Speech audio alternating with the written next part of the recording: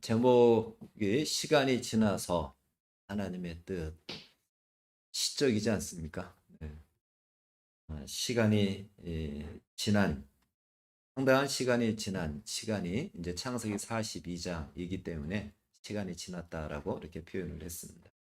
가끔씩 뉴스에 보면 공소시효가 얼마 남지 않았던가, 혹은 공소시효가 훨씬 지났음에도 불구하고 자신이 그때 그 죄, 그 범죄에 자기가 주범이다라고 와서 자수하는 그런 사건들이 가끔씩 뉴스에 보도되곤 합니다.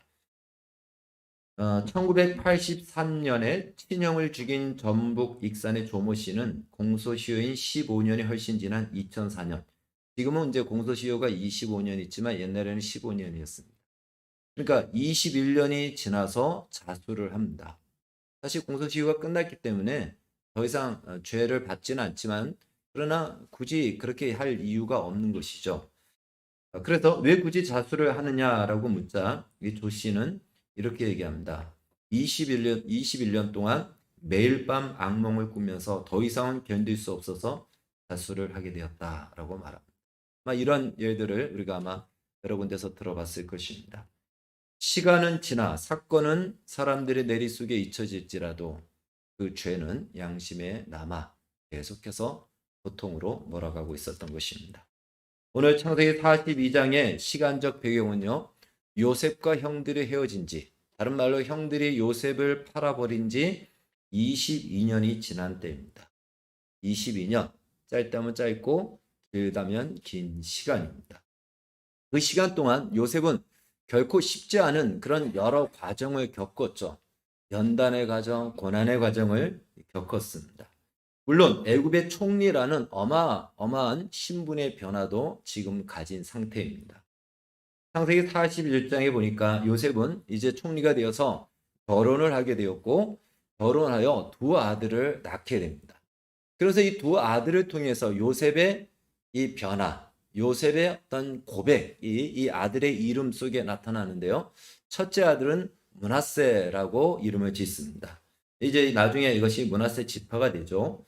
이 므낫세라는 뜻은요, 하나님이 나의 모든 고난과 아버지의 온 집 일을 잊어버리게 하였다. 그러니까 과거의 자기 아픔과 그 모든 것들을 다 이제는 하나님이 보상해 주었다라는 그런 어떤 신앙 고백적인 이름이죠. 둘째 이름은요, 에브라임이라는 이름으로 짓습니다. 그 뜻은요, 하나님이 번성하게 하셨다. 다른 말로 하나님이 이제 나에게 복을 주셨다라는 그 이름을 통해서 자신의 신앙 고백, 자기가 너무 힘들고 어렵고 고통스러웠던 시간이었지만 이제 하나님이 그것을 다 지나가게 하시고 마치 그 모든 인생의 과정 속에 보상을 주는 듯한 하나님의 축복과 은총 속에 내가 살아간다라는 이러한 고백을 한 것입니다. 요셉의 이 고백을 통해서 요셉이 어떠한 지금 변화를 가졌다라는 것을 우리는 알 수가 있습니다. 사실 요셉의 고난받은 시간은요, 시간적으로 따진다면 13년의 시간입니다. 그래서 그렇게 긴 시간은 아니죠. 그러나 그 짧은 시간 안에 요셉으로서는 파란만장한 시간을 보냈던 것입니다. 자, 여기까지만 보면요, 하나님은 요셉에게 지대한 관심과 지대한 목적을 가지고 있는 것 같습니다. 13년 동안 요셉의 엄청난 어마어마한 변화를 통해서 마침내 요셉을 총리까지 이르게 하는 이 놀라운 일들을 하나님이 이루셨거든요. 그래서 하나님은 요셉에 대해서 이러한 정말 깊은 관심과 또 목적을 가지고 있는 것 같이 보여집니다. 그러나 우리가 기억해야 될 것은요, 하나님은 요셉만큼 요셉의 형들에 대한 관심, 나아가서 요셉의 아버지인 이 야곱, 나아가서 오늘 여러분과 저를 향해서도 하나님은 지대한 관심을 가지고 있고 지대한 목적을 가지고 있다는 사실입니다. 그런 관심이라는 것을 다른 말로 얘기한다면, 관심이 있다라는 것은 거기에 내 생각이 있다, 나의 뜻이 있다, 다른 말로 거기에 나의 목적이 있다라는 뜻이죠. 그러니까 하나님의 관심이라는 것은 하나님의 뜻이고 하나님의 목적이다라고 말할 수가 있는 것입니다. 그래서 하나님의 관심이 무엇인가? 이것은 하나님의 목적이 무엇인가? 하나님의 뜻이 무엇인가? 라고 이렇게 질문을 할 수도 있습니다. 사실 요셉을 향한 하나님의 관심과 목적은요, 요셉의 형들을 향한 하나님의 관심과 목적과 다르지 않습니다. 동일합니다. 요셉을 향한 하나님의 관심과 목적과 오늘 우리를 향한 하나님의 관심과 목적은 다르지 않다라는 것입니다. 동일하다라는 것입니다. 그런데 우리는 겉으로 보기에 요셉에게, 아니 성경에 나와 있는 많은 위대한 인물에게 하나님은 더 관심이 있고 목적이 있는 것처럼 생각할 때가 있습니다. 그렇지 않다라는 것이죠. 단지 요셉을 기록한 이유가 무엇이죠?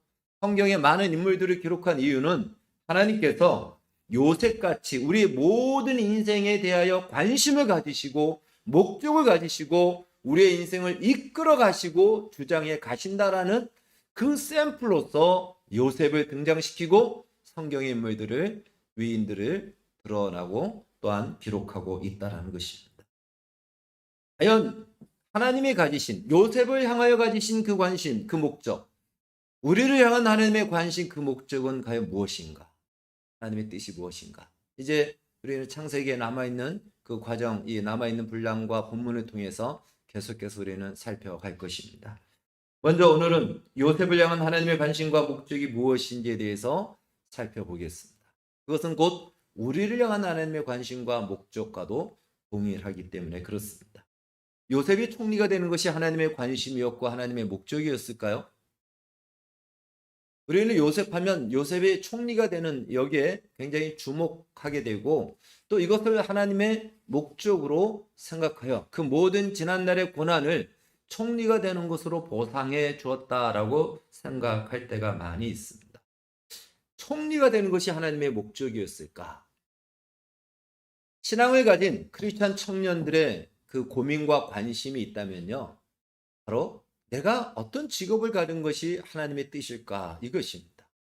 제가 청년 때 많은 청년들이 내가 무엇을 하는 것이 하나님의 뜻일까에 대해서 굉장히 기도를 많이 하고 금식을 하고 그것에 대해서 정말 하나님 앞에 알기를 소망하고 간구했던 그러한 청년의 때들이 있었고 많은 청년들이 주변에 있었습니다.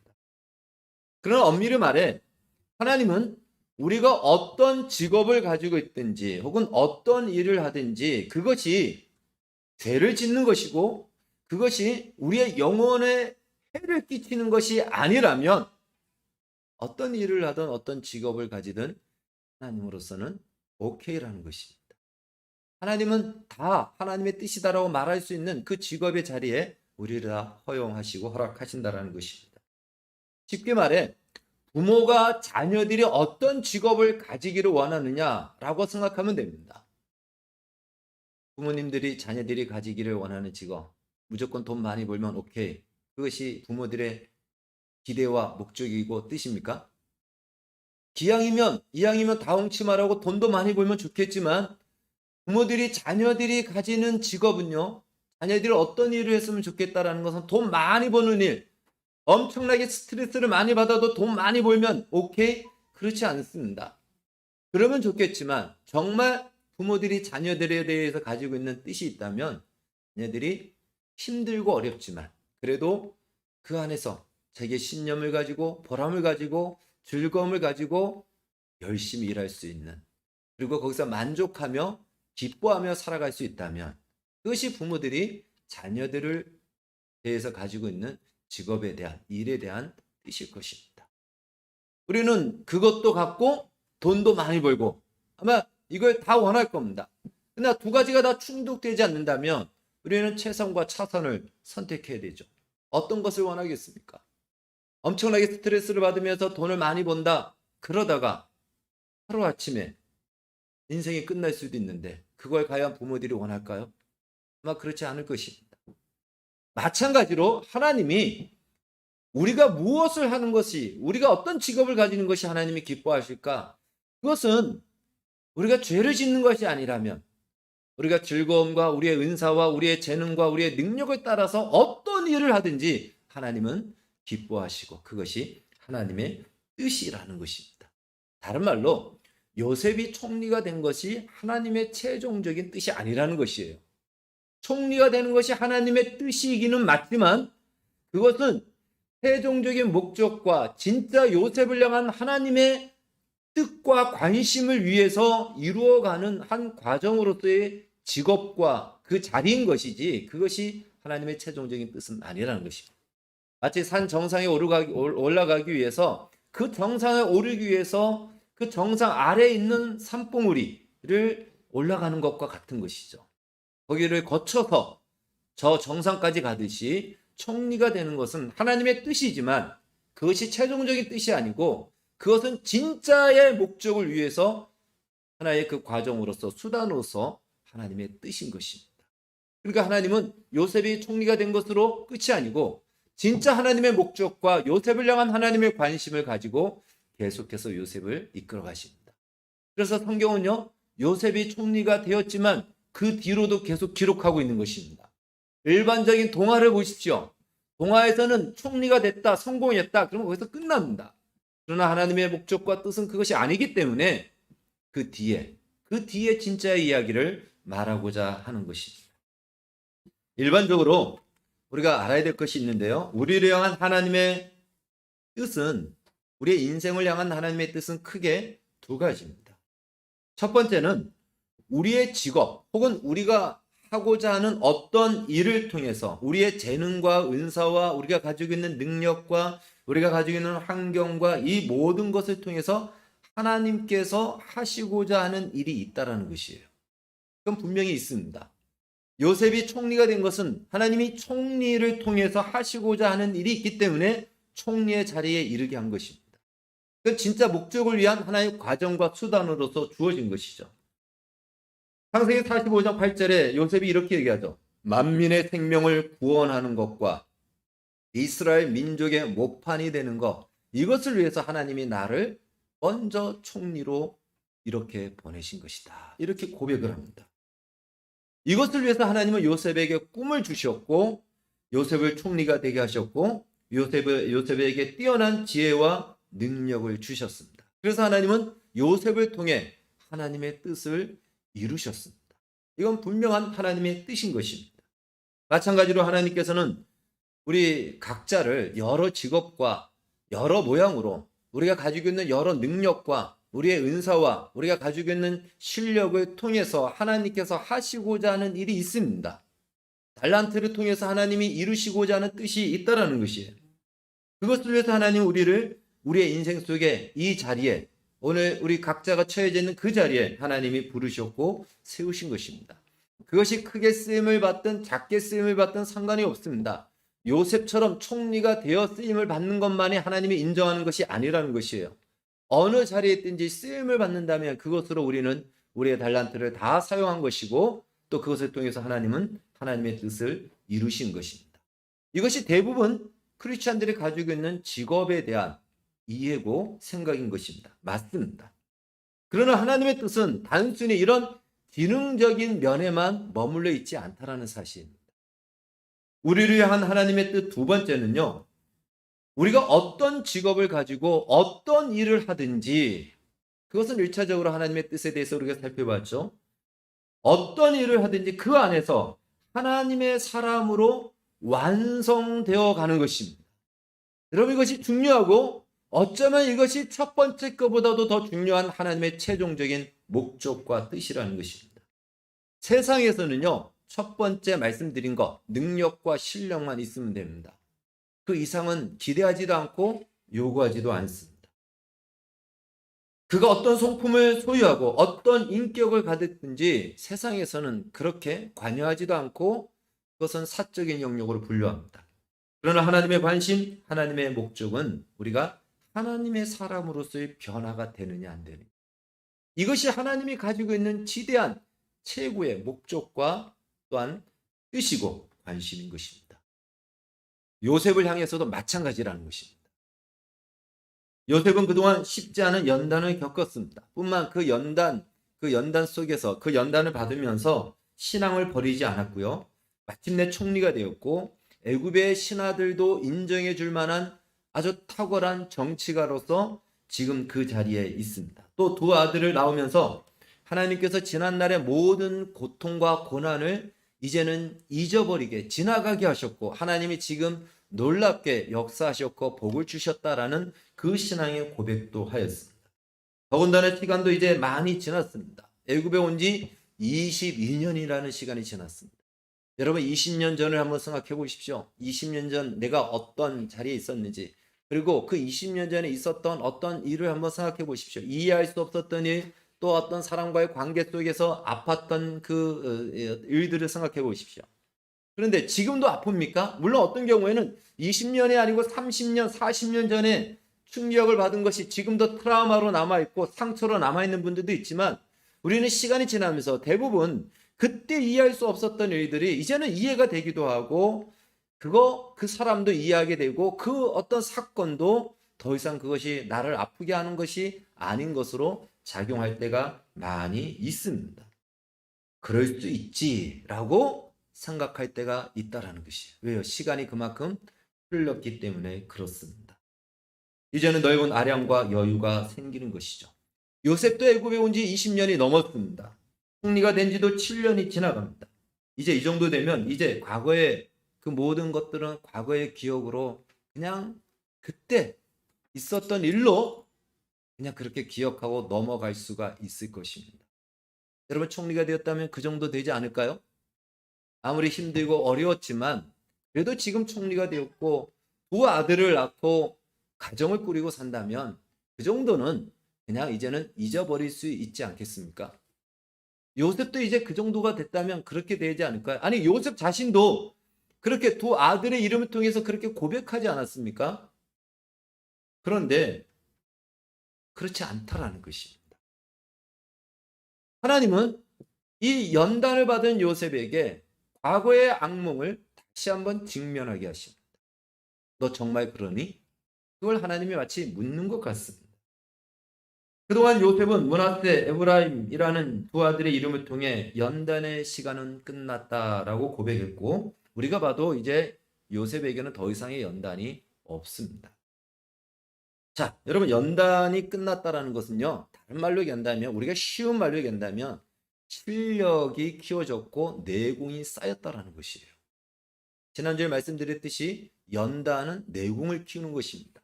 있어야 될 것은 더 단단하게 하고 아닌 것들은 떨어뜨리는 것이 연단이라고 했죠. 그래서 요셉도 이 연단을 통해서 이제는 내공과 실력을 쌓았다라고 볼 수 있습니다.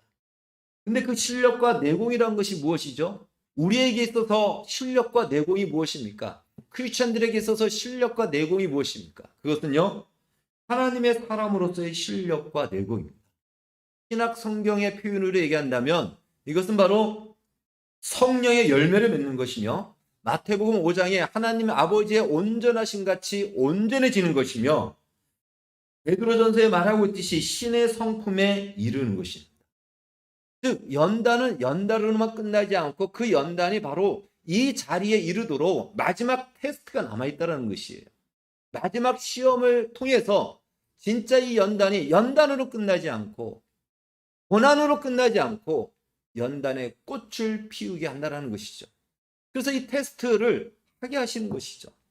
여기에는 몇 가지 또 이유가 있습니다. 하나님이 반드시 이 연단을, 이 과정을 거치게 하신다는 것이에요. 요셉도 예외가 아닌 것입니다. 상당한 시간이 지나서 이제 그 사건을 연단을 통해서 이제 조금 더 멀리서 바라볼 수 있는 시간이 이르자 예외 없이 하나님은 요셉으로 하여금 그 과거에 그 연단의 모든 주범이 되었던, 원인이 되었던 그 현실로 요셉을 데리고 갑니다. 아니 그 현실이 요셉 앞에 나타나게 되는 것이죠. 세상에서는 시간이 지나면 약이다, 시간이 약이다, 시간이 지나면 다 해결이 된다라고 하지만 사실 우리가 시간이 지나면서 감각이 무뎌질 뿐이지 그 상처는 여전히 흔적으로 남아있는 것입니다.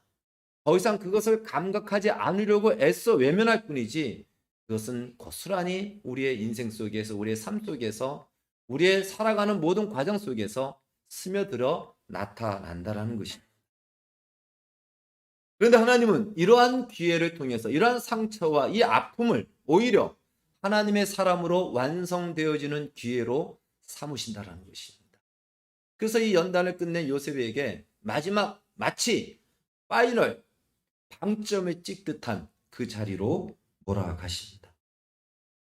만약 요셉이요, 두 아들의 이름을 지은 것처럼 지난날의 모든 것은 이제는 다 끝났다 하고 여겼다면 의문이 하나 생기지 않습니까?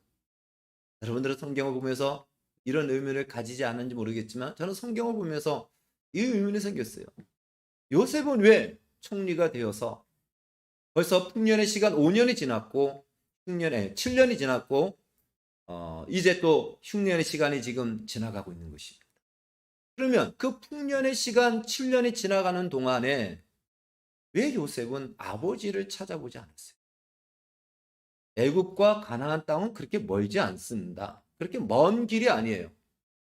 그 애굽은 굉장히 병거가 잘 발달이 되어 있기 때문에 얼마든지 요셉은 금이환영하여 아버지에게 이 모습 보여줄 수 있습니다. 여러분, 우리가 어떤 고시에만 합격해도 부모님에게 엄마 나 이거 합격했어, 아빠 나 이거 합격해서 바로 그냥 문자가 오고 전화하지 않습니까? 이 어마어마한 일, 요셉이 총리가 되었다라는 말도 안 되는 이 일이 있는데 왜 요셉은 부모님에게, 그 아버지에게, 사랑했던 그 아버지를 찾아가지 않았을까요? 저는 이것이 성경을 읽으면서 의문이었습니다.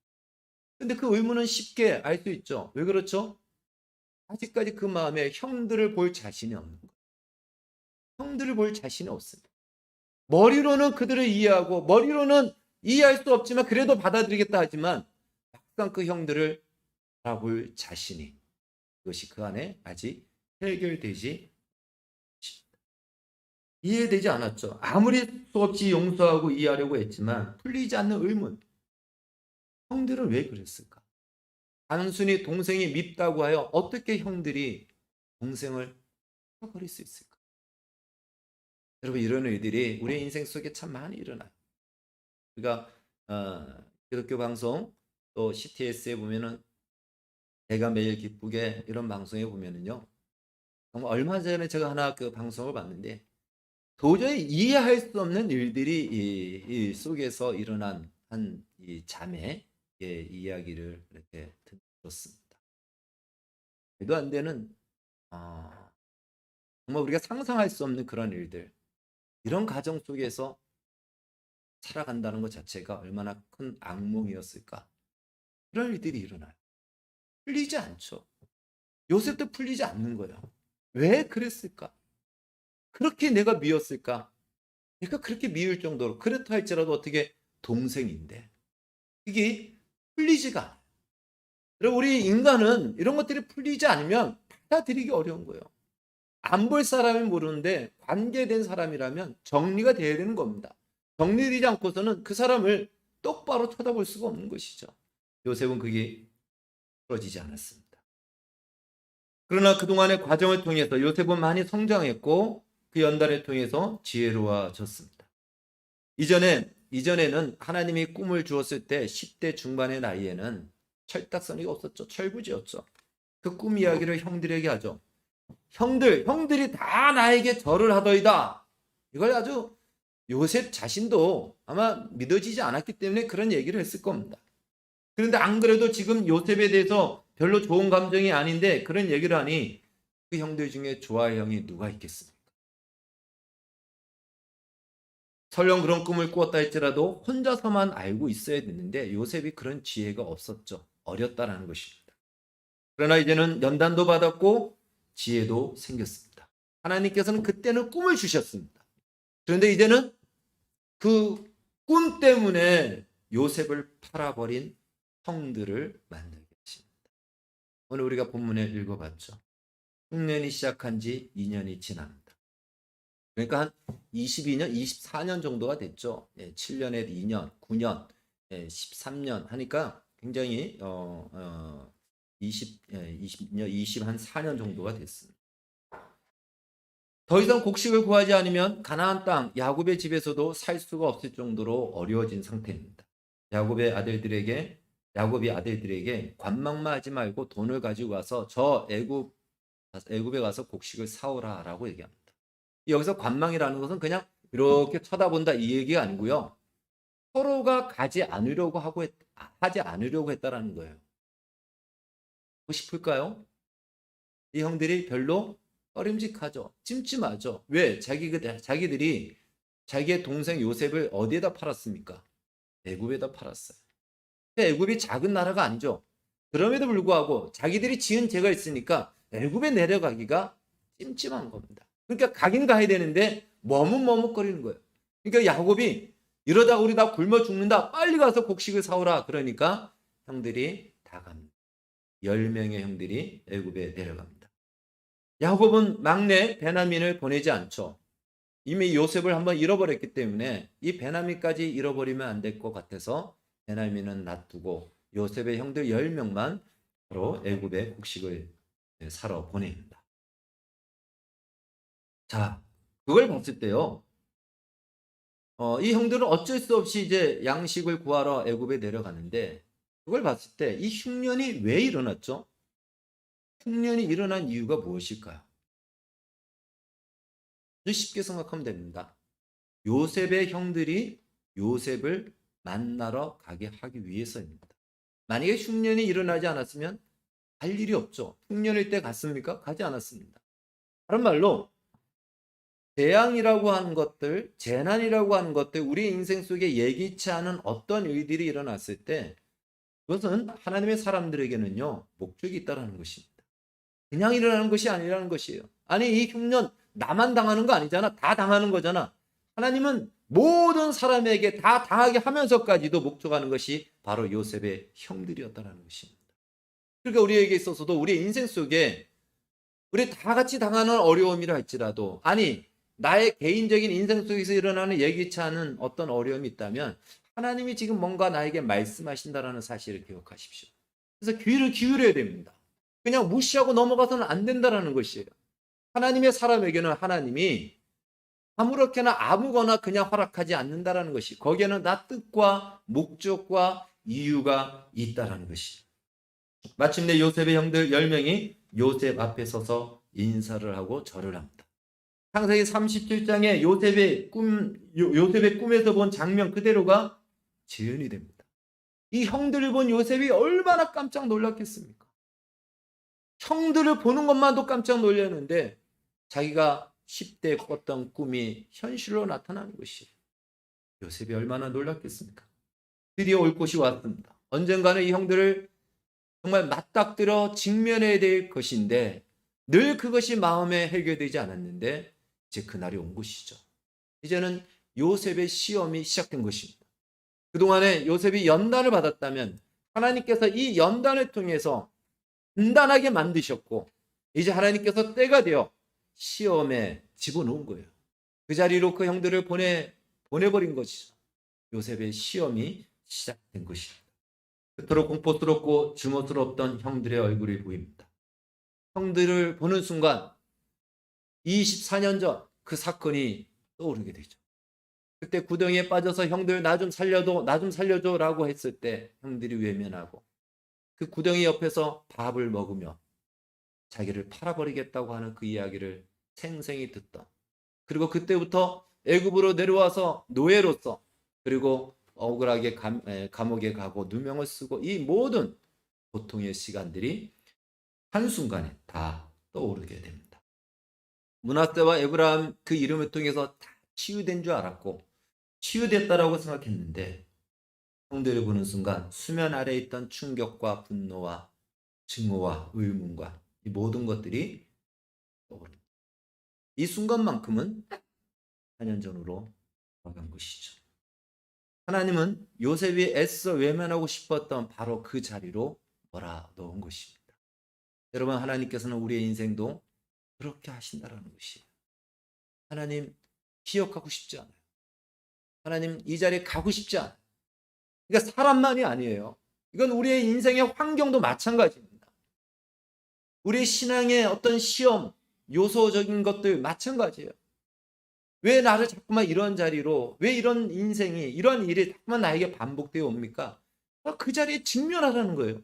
하나님이 지금 직면시키는 겁니다. 요셉을 지금 직면시키는 것입니다. 그렇다면 왜 하나님은 굳이 요셉으로 하여금 그 끔찍스러운 과거에 직면하게 하였을까요?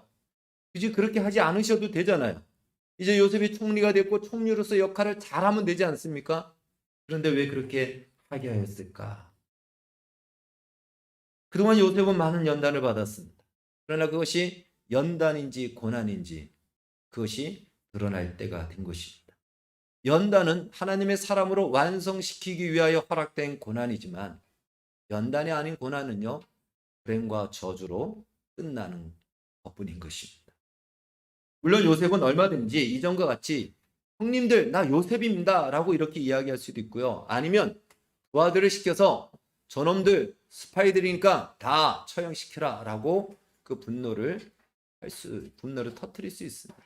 얼마든지 그럴 수 있습니다. 그러나 요셉은 이전의 요셉이 아니죠. 연단을 받은 요셉입니다. 그리고 오늘 본문은 연단을 받은 요셉의 모습이 어떻게 변화되었는지를 보여줍니다. 이전과 같이 쉽게 감정을 내보이지 않습니다. 감정을 감추고 엄한 소리로, 그리고 그것만이 아니고 형들의 변화와 회개를 이끌어내는 그 통치와 다스림, 이것이 요셉의 모습에서 오늘 드러나면서 요셉이 그동안 받았던 것이 연단이었구나 라는 것을 확인케 하는 것입니다. 시간이 지나면 세상에서는 잊혀진다고 합니다. 그러나 하나님은 그 시간이 지나서 오히려 우리를 그 자리에 내셉니다. 만약 이런 시간이 지나지 않고 처음부터 바로 요셉이 애굽에 내려가자마자 총리가 돼서 형들을 만나게 했으면 어떻게 했을까요? 요셉이 형들을 가만 놔뒀을까요? 안 놔두지 않죠. 그래서 시간이 필요합니다. 우리의 인생 속에 시간이 필요합니다. 그 시간을 보내면서 바라보게 하고 멀리서 바라보면서 생각하게 하고 입체적으로 바라볼 수 있도록 하게 합니다. 그러나 지금은요, 이제 이 요셉에 있어서 그 시간이 지난 것이 확인되어야 될 필요가 있었던 것이죠. 그래서 저는 이 말씀을 가지고 정말 깊이 많이 묵상을 했습니다. 설교를 준비하면서도 어쩌면 우리가 여기까지는 성경을 통해서 많이 들었던 이야기도 합니다. 근데 하나님이 왜 굳이 단순히 이것 때문일까? 라고 하기에는 뭔가 2%가 부족해요. 제 안에 묵상됨의 2%가 부족해요. 이것으로도 충분합니다.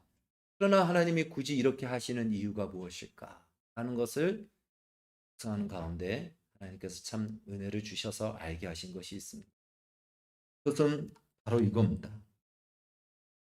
여러분, 우리는요, 예수 그리스도로 말미암아 구원을 받은 하나님의 백성입니다. 믿으십니까? 구원을 받았습니다. 근데 이 구원은 죽어서 천국 가는 구원이 아닌 것이에요. 우리가 구원을 받았다는 것은요, 죄악의 세상에 있던 우리의 모든 과거와 미래와 현재의 모든 그 어둠이 빛으로 다 나온 것이에요. 그 구원의 부유함과 구원의 풍성한 것입니다. 그러니까 죽어서 천국 가는 것이 구원이 아니라는 것이에요. 이거는 당연히 구원 안에 포함되어 있지만 진짜 구원은 무엇이냐? 죄악 세상에서, 죄의 가치관 속에서, 죄의 상처와 아픔 속에서, 죄의 세계관 속에서 살 수밖에 없었던 우리가 그 죄로부터 벗어나고 의와 영광과 풍성함과 그 용서의 부요함에 이르는 것입니다. 하나님의 형상을 회복하는 것이고 하나님의 충만함에 참여하는 것입니다. 여기서 어느 것 하나 예외가 되는 것이 없다라는 것이에요. 그렇다면 지금부터 내가 구원받아서 앞으로 그렇게 될 것이 아니고요. 우리의 인생은 과거에서도 구원을 받은 거예요. 과거에 하나님이 없을 때 받았던 상처, 하나님이 없을 때 경험했던 그 아픔들, 그래서 나오는 것이 있다면 분노와 증오와 또한 스스로 인생을 끝내고 원망하고 저주하는 인생이었던 그 모든 것에서 우리는 구원받은 것입니다.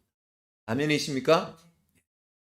하나님께서는요, 우리로 하여금 왜 이 원치 않는 과거의 아픔에 직면하게 하시는가? 그 과거에서 우리를 구원하기 위해서입니다. 이전에는 하나님을 알지 못했기 때문에, 구원을 받지 못했기 때문에 그것에서 벗어날 수 있는 힘도 없었고 그 소망도 없었습니다. 그러나 하나님께서 우리에게 구원을 주셨죠. 우리 모두가 구원을 받았습니다. 그런데 그것을 이루기 위해서는 연단이 필요했던 것이죠.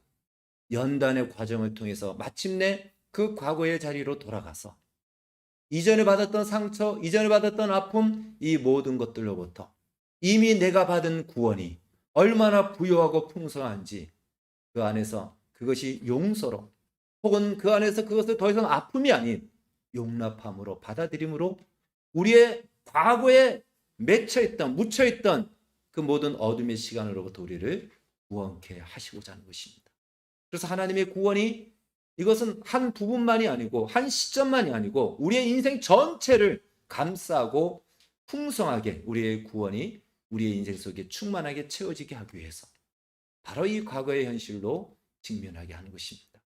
여러분, 이것은요 비단 사람만이 아니고요 우리가 어떤 자리, 어떤 형편, 어떤 상황, 어떤 경우 다 마찬가지입니다. 우리는 예수가 없을 때는 왜 내가 이런 일을 해야 돼? 왜 내가 이런 수고를 해야 돼? 왜 내가 이런 오해를 받아야 돼? 왜 내가 이런 헌신을 해야 돼? 우리는 다 예수가 없을 때는 다 우리의 인간적인 기준을 가지고 다 그렇게 얘기하죠. 다 그렇게 일어납니다.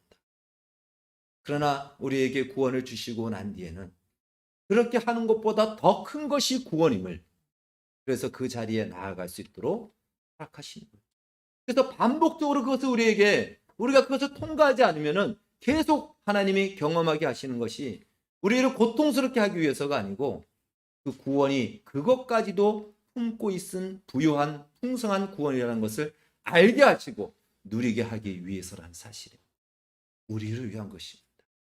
하나님이 고통스럽게 요셉으로 하여금 과거의 현실에 직면하게 하는 것은 바로 요셉을 위해서 하나님이 베푸시는 구원의 부유함이었다라는 것입니다.